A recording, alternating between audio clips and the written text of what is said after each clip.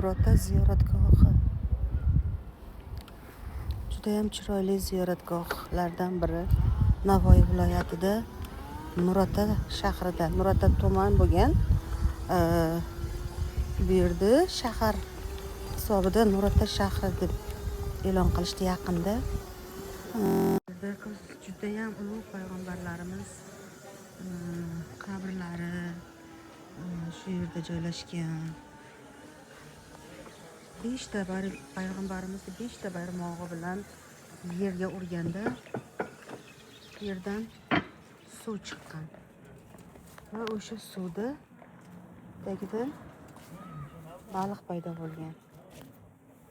Juda katta baliqlar. Mana qilib bo'lgan, juda ham kuchli payg'ambarlarimiz bo'lgan tog'lar, qirlarni tagida bo'lishgan. Mana baliqlar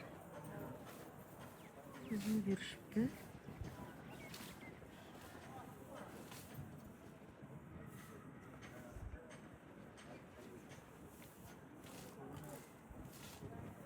Bu yerda ilohiy baliqlar deyishadi.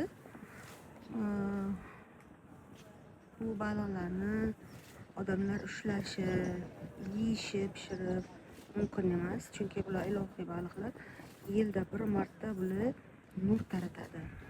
Qaysidir oyida 1 soat 2 soat nur taratadi. O'sha paytlari bu ziyoratgohimiz butun dunyodan odamlar kelishadi ziyoratga.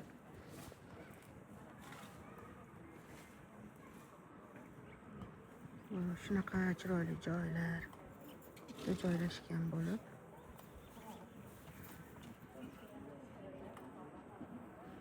mana shuni ichida ham payg'ambarimiz yotibdilar.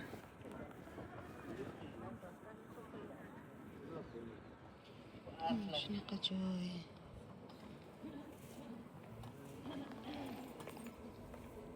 Mana hojona.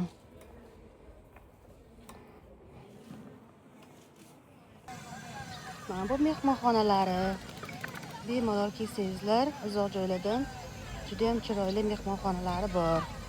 Mana bu yerda bolalaringiz uchun o'ynab, maza qilib dam oladigan joylari ham bor.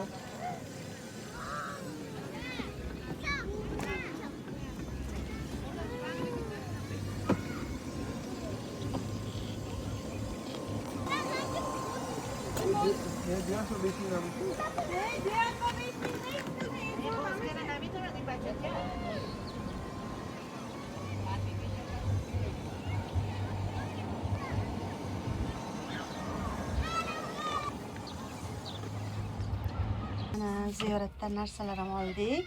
Ro'mol, o'g'limga do'p ko'rsatib yuboring do'ppisini.